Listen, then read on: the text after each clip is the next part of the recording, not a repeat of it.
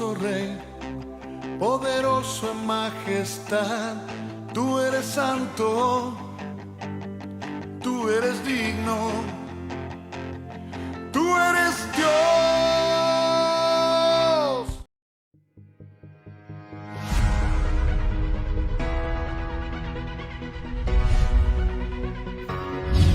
Venga tu reino, que sea lo que vos decís lo que ocurra sobre mí. Tenemos a Jesucristo como Señor. Que Dios lo está llamando a usted hoy. Quiero compartir con ustedes un mensaje que se trata de la voluntad de Dios. De la serie ¿Cómo me hubiera gustado saber esto antes? ¿No? Hay toda una serie de mensajes que se llama ¿Cómo me hubiera gustado que me hubieran predicado esto a mí? La voluntad de Dios, que es algo que usamos frecuentemente. Hace 2 semanas atrás, cuando fui a ministrar a Maranata, el domingo por la mañana, el Señor me dio una palabra que los hermanos de Maranata, por lo que yo me di cuenta, no habían escuchado nunca antes, pero me sorprendió que un amigo, un siervo de Dios que vive en Bariloche, allá tan lejos, escuchó esa palabra y me llamó en la semana para pedirme algunas explicaciones respecto de conceptos que nosotros manejamos desde hace un tiempo. No digo todos porque no todos hace mucho que están, pero es importante que entendamos que todas las cosas que tienen un carácter simbólico tienen un propósito espiritual, son actos de carácter espiritual que no representan el hecho, sino el significado, la profundidad de lo que representa. Todos sabemos que la cena del Señor, cuando compartimos su cuerpo, cuando compartimos su sangre, en realidad lo que estamos hablando es de un pacto de comunión que tenemos en su cuerpo, entre nosotros, de amistad, de lealtad, de ser uno, de unidad. Por eso se parte un pan y comemos todos de un mismo pan. Y de una misma sangre que fuimos todos limpiados para entrar en la familia del Señor, para entrar en el reino de Dios. Por eso se bebía una sola copa. Pero eso es simbólico o emblemático, si quieres llamarlo de alguna manera. Lo mismo el bautismo. El bautismo no es una fórmula repetitiva. Nosotros bautizamos en el nombre del Padre, del Hijo y del Espíritu Santo. Pero ¿y eso qué quiere decir? ¿Qué quiere decir sumergir a alguien en el Padre, en el Hijo y en el Espíritu? Entonces, la mayor parte de los hermanos entendía 2 cosas, ¿no? El bautismo del Espíritu, que es el que te habilita para los dones, para servir a Dios, el poder para el servicio. El bautismo en Cristo, que es el bautismo en el cuerpo de Cristo, o sea que por la muerte de Cristo nosotros somos metidos juntamente con Él en el bautismo a hacer una sola cosa. ¿Y qué es el bautismo del Padre? Y digo, ¿cómo puede ser que nadie lo haya enseñado jamás? Que no tengan el concepto de lo que significa ser bautizado en el Trino Dios, en el Dios Padre, Hijo y Espíritu. Y es tan simple. Y entonces este hermano me preguntaba respecto de cosas simbólicas. Me dice, porque está el bautismo del agua, está el bautismo del fuego. Digo, no se trata de eso. Esos son figuras. Son figuras literarias para explicar, para tratar de entenderlo. Me dice, pero está el bautismo de Juan y está el bautismo... Le digo, no, tampoco se trata de eso.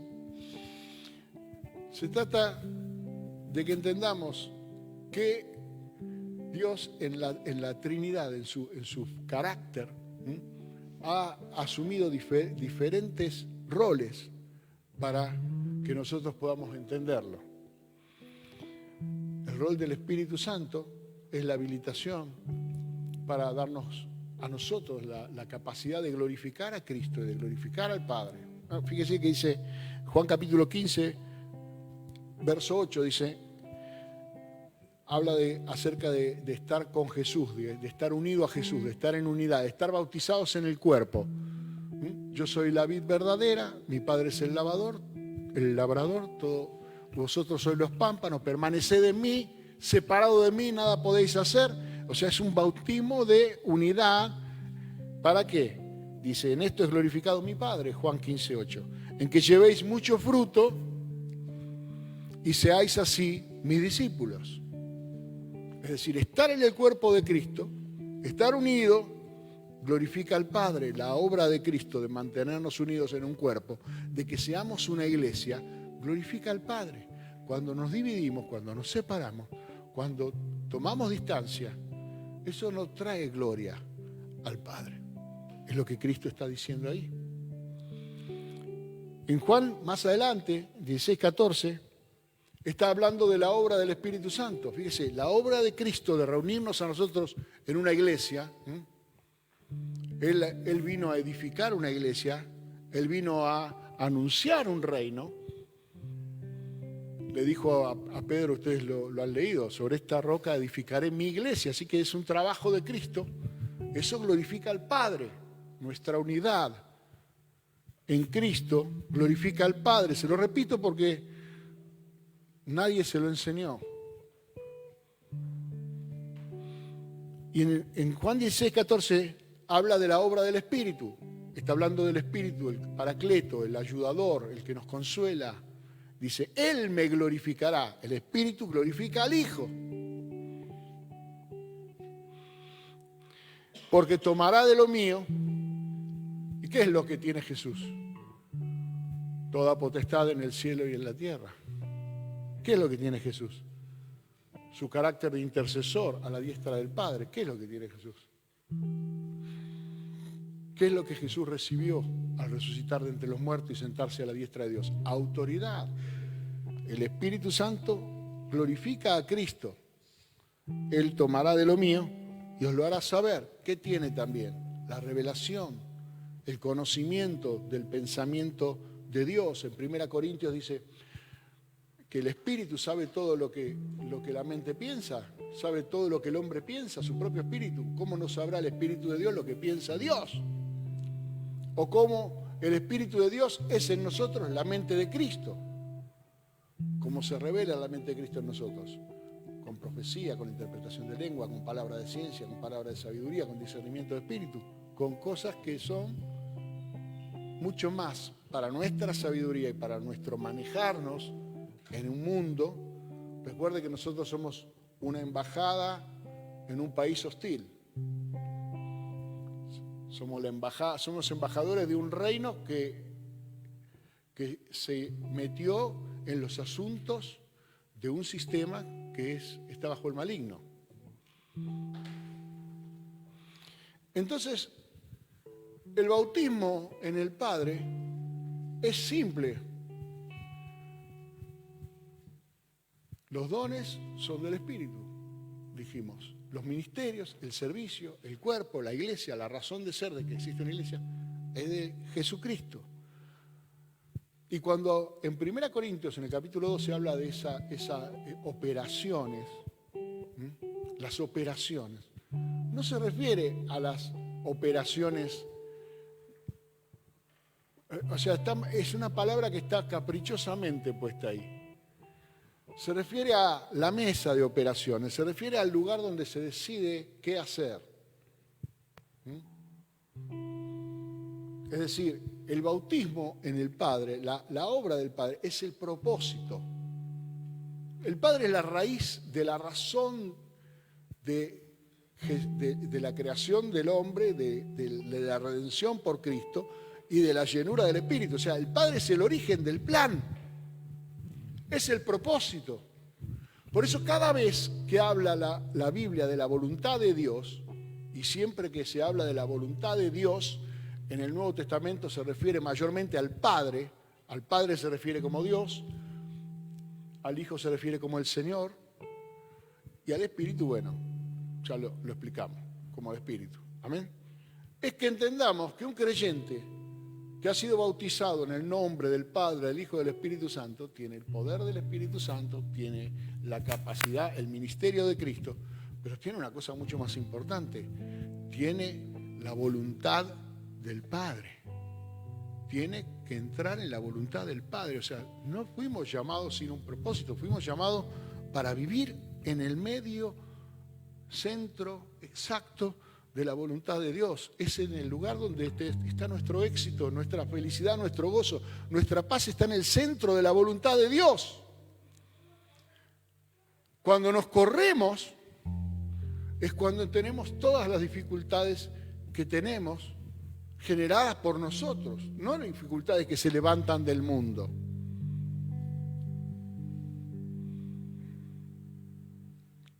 Cuando Jesús dormía en el bote, en el barco, y se levantó una tormenta, Jesús reprendió la tormenta y la tormenta cesó. ¿Sí o no? Pero cuando Jonás estaba en el bote y se levantó una tormenta, Jonás sabía que esa tormenta la había provocado él por no estar en la voluntad de Dios. Tuvo que tirarse al agua para que la tormenta cesara y pasar por ese proceso de muerte y resurrección para retomar su propósito en el poder de la resurrección. El propósito eterno del Padre es que nosotros podamos hacer su voluntad. Y no podemos hacer su voluntad a menos que pasemos por la cruz y vivamos en el poder de la resurrección. Si Cristo lo necesitó, ¿cuánto más lo necesitamos nosotros? Romanos capítulo 8, verso 27.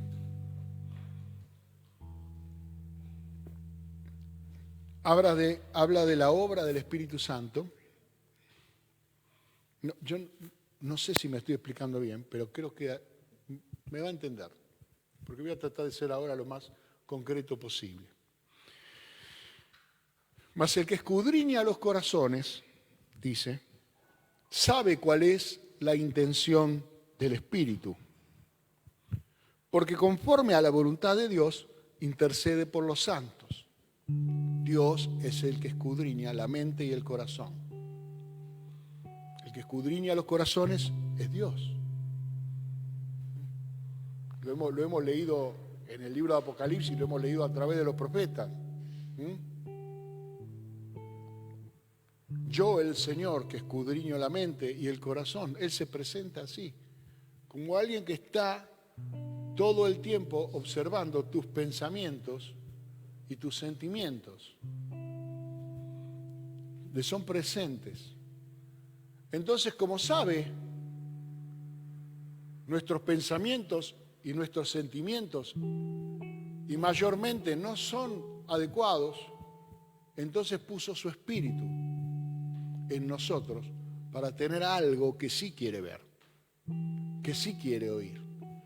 Por eso dice en el verso 28, y sabemos que a los que aman a Dios, todas las cosas les ayudan a bien, esto es, a los que conforme a su propósito son llamados. El llamado a cumplir un propósito, ese es el bautismo del Padre. Ese es estar sumergido en la voluntad del Padre. Nosotros naturalmente tenemos planes, pero el Espíritu Santo tiene el plan del Padre. Él tiene el mapa, Él tiene el navegador correcto y está en nosotros. Cuando nosotros andamos carnalmente, en nuestros sentimientos, en nuestros pensamientos y en los limitados de nuestros conocimientos, hacemos cosas desagradables delante de Dios, porque la carne no puede agradar a Dios. Pero cuando nosotros, por medio de la humildad, ¿sí? Porque humillarse significa eso, significa reconocer nuestra dependencia, como hemos cantado hoy, nuestra necesidad del Espíritu de Dios, nos sometemos a la palabra de Dios y al mover del Espíritu Santo, entonces eso nos hará a nosotros aceptables delante de Dios en nuestro accionar, en nuestras obras. Sí, pero la salvación no es por obra. No, la salvación no es por obra. Pero conozco tus obras, dice el Señor. Y vi cosas que me agradan y cosas que no. Y se lo dijo a toda la iglesia, a cada una de las iglesias. A la que le hizo más precio fue a la de Filadelfia. Pero a todas les corrigió algo. Conozco tus obras. Entonces, el que tiene oídos, oiga lo que el Espíritu le dice a la iglesia. Porque es el Espíritu el que sabe cuál es la voluntad. De esa manera, como el Espíritu le habla a la iglesia, el Espíritu te habla, porque nosotros somos iglesia. Cumple esa misma función. Haga de cuenta que usted no tiene que leer una carta, usted tiene el Espíritu que le habla y le dice, conozco tus obras. Hay cosas que estás haciendo que a mí no me gustan. Tengo esto contra ti. Creo que ahora fui bastante más claro. El propósito del Espíritu es glorificar a Jesús. Y el propósito de Jesús es glorificar al Padre en nuestra comunión, en nuestra unidad. Estar unido a Cristo no significa simplemente presenciar las reuniones, venir a la iglesia. Es estar unido a Cristo en espíritu, alma y cuerpo. Es tener el Espíritu de Cristo, la mente de Cristo y hacer las obras del Señor.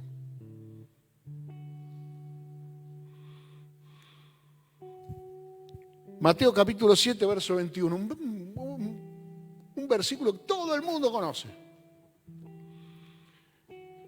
Dice, no todo el que me dice Señor, Señor, entrará en el reino de los cielos, sino el que hace la voluntad de mi Padre que está en los cielos. El bautismo en el Padre, estar inmersos en su voluntad. Hoy, por ejemplo, cuando uno quiere aprender un idioma, dice, bueno, tenemos un curso donde usted va a aprender el idioma en un mes, pero es inmersión total. Te lo dicen los que preparan gente para hablar en otro idioma. Te llevamos al lugar donde solamente se habla eso y no se habla no se habla en ninguna otra lengua que no sea esa. O aprendés o te vas a pasar un mes sin saber dónde queda el baño, qué es lo que hay, no vas a saber nada. Entonces, inmersión total. Te tiro al agua y tenés que nadar. Te tenés que mover porque te hundís. El bautismo en el Padre es eso. ¿Por qué? Porque el mundo nos presiona de tal forma que no podemos tomar la forma de Dios a menos que nos sumerjamos en Él. La única manera de salir de la presión de este mundo que nos aprieta, es sumergirnos en el Señor.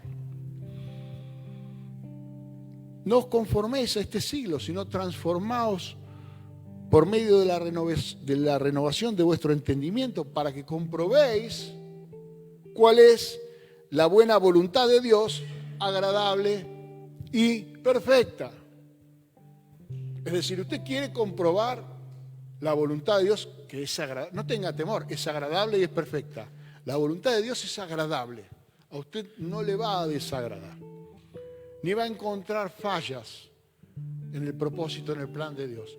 Le cae como un traje a medida. Usted fue diseñado, yo fui diseñado para cumplir exactamente ese propósito. Por lo tanto, eso va bien. Digamos, no. El tema es cuando yo quiero meter un cuadrado dentro de un círculo, ¿me entiende? Cuando yo quiero ser lo que no soy, y lo que no fui llamado a ser, y lo que no fui diseñado a ser, y quiero caminar fuera del propósito y de la voluntad de Dios, y tener el respaldo de Dios para eso. No voy a tener ese respaldo de Dios. Las cosas no me ayudarán. Si yo necesito cosas, recursos, los recursos vienen del Padre, pues yo tengo que asegurarme de estar caminando en el llamado, en el propósito de Dios. Cuando los israelitas necesitaron hacer un tabernáculo en el desierto, faltó algo de lo que necesitaban. Cuando Moisés tuvo que construir el templo en Jerusalén, faltó algo de lo que él necesitaba. Cuando Dios mandó al pueblo de Israel, y lo mandó Dios a una batalla, aunque eran menos a veces que sus enemigos, ¿no marcó Dios la diferencia? Los recursos, las fuerzas, el poder, ¿no vino de parte de Dios? ¿No fue la obediencia lo que cambió siempre la diferencia? ¿No es acaso Abraham el padre de nuestra fe? Porque cuando Dios le dijo que se vaya de su casa y de su parentela, Él lo hizo.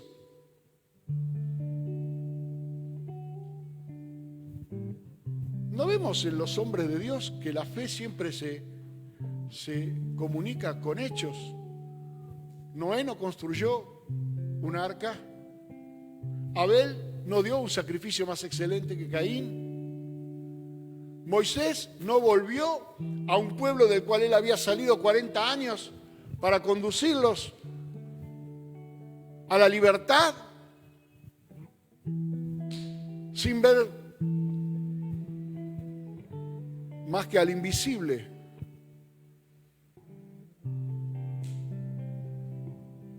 Si esa no es la fe, pues entonces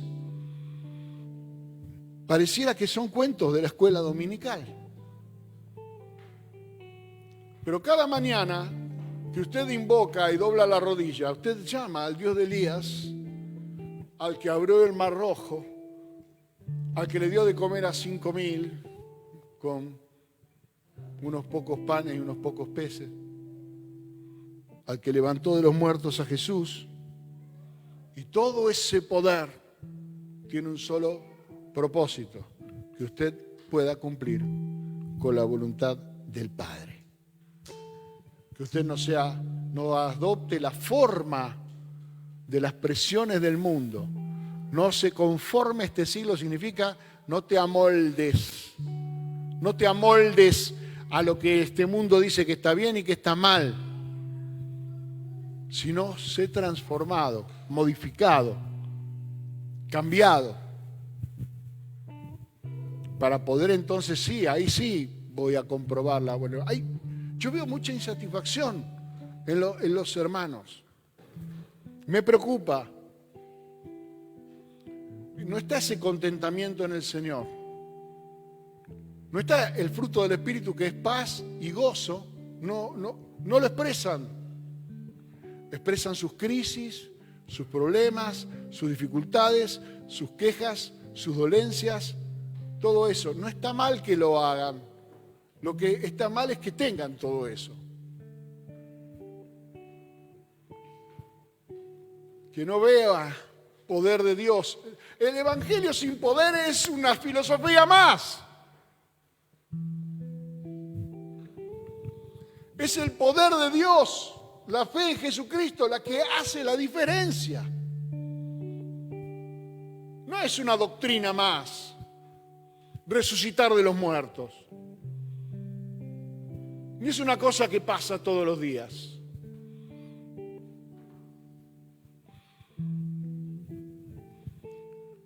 Nosotros tenemos que entender que la voluntad de Dios es agradable y es perfecta, y es que seamos libres de este sistema.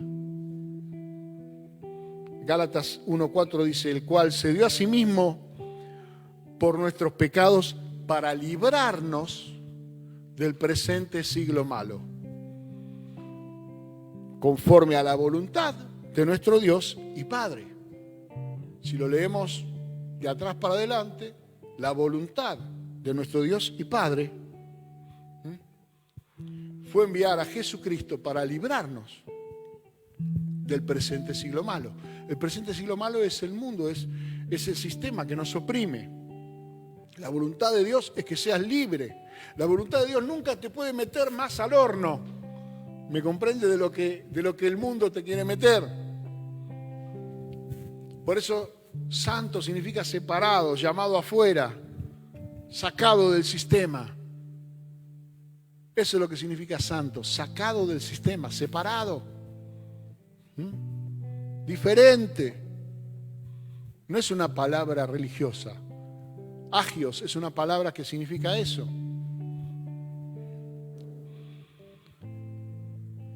El Padre quiere que seamos libres del sistema. No te enredes más en el sistema. ¿Por qué, por ejemplo, yo creo que el cristiano no debe endeudarse? Porque la deuda es del sistema.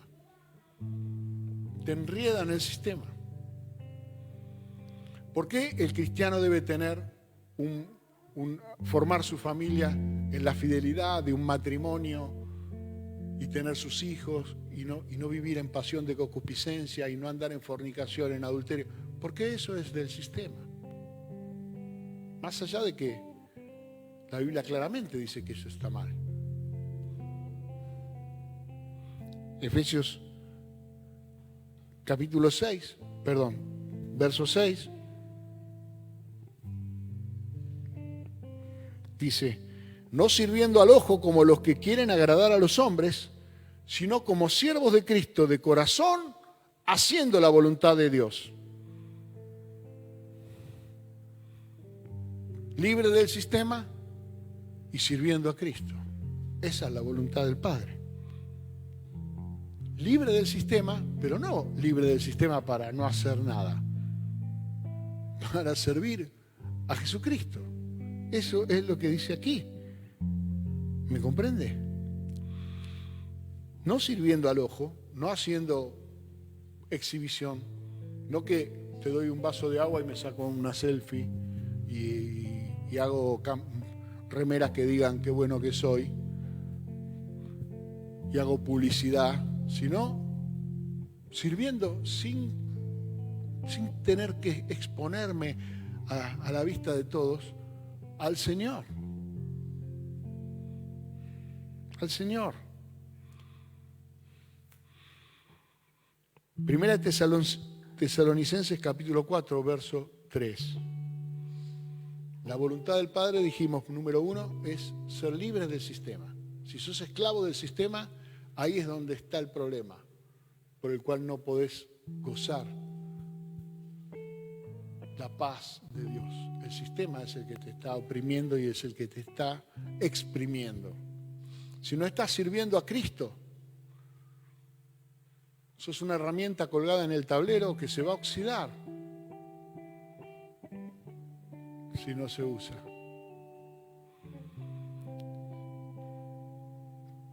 Primera Tesalonicenses 4:3, pues la voluntad de Dios es vuestra santificación. Tercero, vuestra santificación, separación, tomar distancia, correte de donde tus impulsos naturales te hacen caer.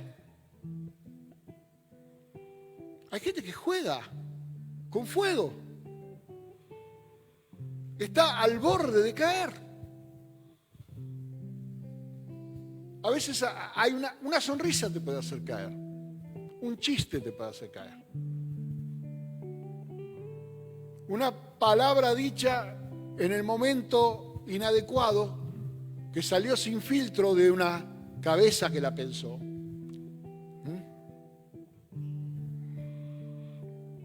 Te puede traer muchos problemas. Primero con Dios. Y luego, obviamente, eso manifestará con tu prójimo problemas. La voluntad de Dios es vuestra santificación, que os apartéis de fornicación. ¿Qué es apartarse? Correrse, rajarse. Te lo digo en criollo, rajá de ahí. Rajá de ahí. Porque cuando vos empezás a caminar alrededor del pecado, el pecado tiene una fuerza de gravedad que te va a terminar atrayendo. Deja de orbitar alrededor del pecado, porque hay poder del Espíritu de Dios para evitar que caigas en eso. Que cada uno de vosotros sepa tener su propia esposa y esposo en santidad y en honor, no en pasión de concupiscencia, como los gentiles que no conocen a Dios. Como los gentiles que no conocen a Dios. Siempre estás a tiempo de arreglar esto. Que ninguno agravie ni engañe en nada a su hermano, porque el Señor es vengador de todo. El engaño, ¿vos creés que no vas a tener consecuencias?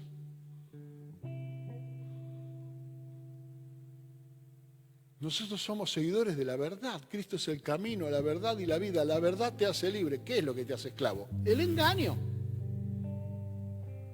Engañar a otros y engañarte vos mismo. Pero engañarte a vos mismo es realmente miserable. convencerte de que está bien lo que está mal, te separa tanto de Dios. Y Dios está tan cerca. El arrepentimiento es algo tan sencillo. Pedir perdón y pedirle fuerzas al Señor para no repetir.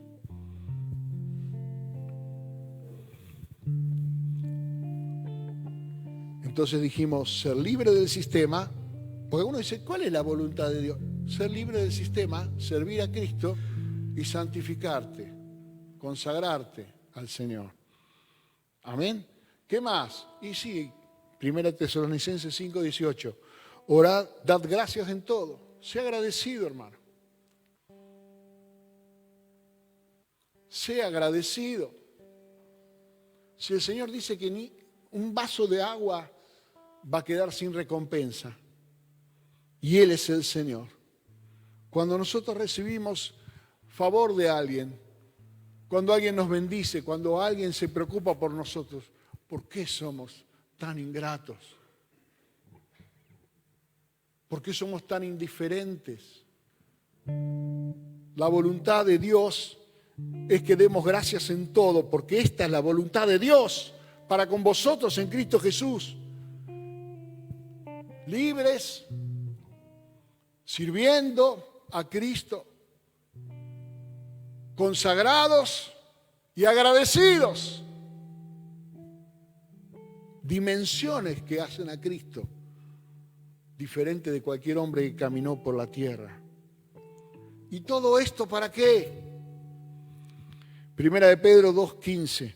Porque esta es la voluntad de Dios, que haciendo esto, que haciendo bien, que haciendo todo bien, hagáis callar la ignorancia de los hombres insensatos, como libres, pero no como los que tienen libertad como pretexto para hacer lo malo, sino como siervos de Dios.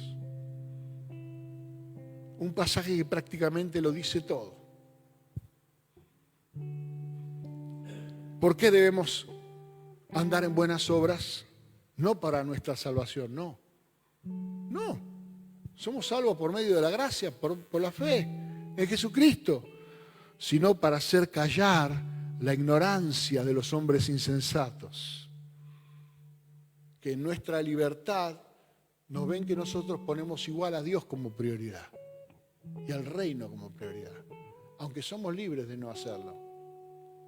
Pero aunque somos libres, lo hacemos porque nuestro amor por el Señor, nuestra búsqueda del reino de Dios y su justicia está en primer lugar. Porque si Dios no está en primer lugar, no está en ningún lugar. Él no se acomoda a la posición que vos le querés dar. Él es el Señor. Su posición es la de ser Señor. No es creer en Jesucristo, es recibirlo como Señor. Si no, no funciona. Creer te ayudará a obtener un milagro, a tener una sanidad, a ver la mano de Dios. Creer, ser creyente, es mejor que no serlo. Es mucho mejor que no serlo. Pero aunque le digas Señor, Señor, Señor y se lo repitas, si no hace la voluntad del Padre, lo hemos leído, Mateo capítulo 7, no entrará en el reino de los cielos. Así que la llave al reino de los cielos es hacer la voluntad del Padre, que nos revela el Espíritu. Ahora, la voluntad de Dios es que seamos eternos. Él no nos creó para que seamos efímeros, ni para que estemos condenados. Él nos creó a su imagen y semejanza. Así nos creó. Luego la perdimos. Perdimos la imagen, perdimos la semejanza, Señor. Por causa de nuestro pecado conocimos la muerte. Entonces ya no somos semejantes a Él. Él es eterno. Pero por medio de Jesucristo hemos recuperado esa semejanza. Hemos nacido de nuevo para ser como Él. Por eso dice en 1 de Juan capítulo 2, verso 17, respecto del sistema. El mundo pasa y sus deseos, este sistema se acabará. Pasa y todas las cosas que de este mundo son atractivas, todas las cosas que de este sistema te parecen importantes y buenas, pasarán, son pasajeras. Pero el que hace la voluntad de Dios permanece para siempre. ¿Quién es el que permanece para siempre? Presidentes, diputados, millonarios, catedráticos. No, el que hace la voluntad de Dios. ¿Cuánto vale eso en el reino de Dios? Nada, porque ninguna de esas cosas te introducen en el reino de Dios. Así que en este gozo que veo exuberante que ustedes están teniendo esta mañana, les voy a hacer un breve repaso, porque para mí, a mí me hace libre. Amén. Y a ustedes les sirve. La voluntad de Dios es agradable y es perfecta. Es que seas libre del sistema, es que seas un siervo de Cristo, es que te consagres, que seas agradecido, que hagas callar la ignorancia de los impíos, de los incrédulos, de los insensatos, y que seas eterno, para glorificar a Cristo, para glorificar a Dios en todas las cosas. Hay un enorme poder en la búsqueda. El Señor quiere que busquemos el próximo paso, la próxima idea, la próxima decisión. Sus planes son eternos y el Espíritu de Dios es tu navegador. Él te va a decir. Y como te dijo esta mañana, rajá de ahí que te vi. Póngase pie, vamos a orar al Señor. Después viene alguno y me dice, pastor, ¿usted sabía que...? No, yo no sé, pero el Señor te vio. Amén. No, yo no sé qué te pasa a vos por la cabeza, pero el Señor escudriña la mente y el corazón. Así que la tiene clarísima.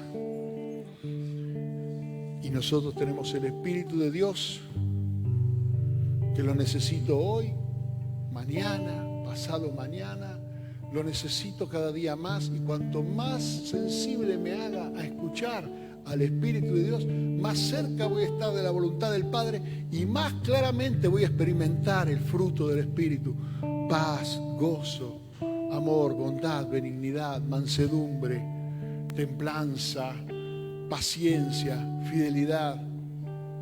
Todo eso está en el Espíritu. Es la semilla que fue sembrada en nosotros,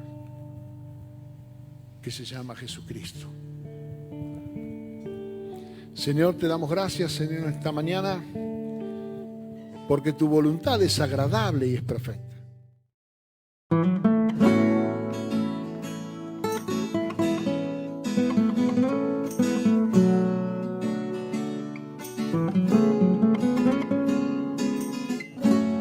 Aunque harina no haya más y si el aceite terminó, no puedo dejar de esperar un milagro.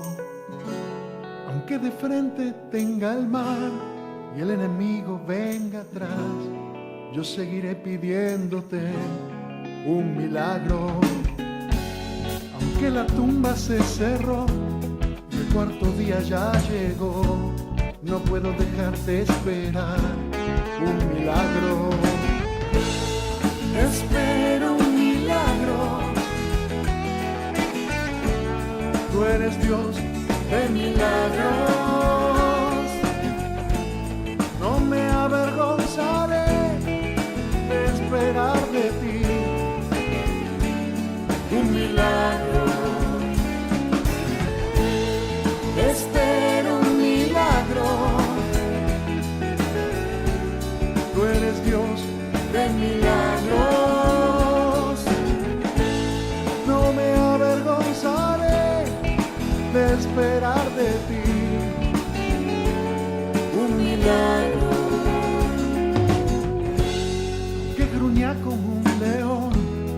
el enemigo Satanás, en Jesucristo el vencedor.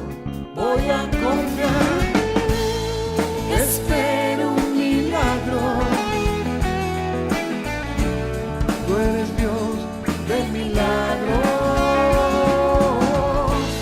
No me avergonzaré de esperar de ti un milagro. Espero un milagro. Tú eres Dios de milagros. No me avergonzaré de esperar de ti un milagro.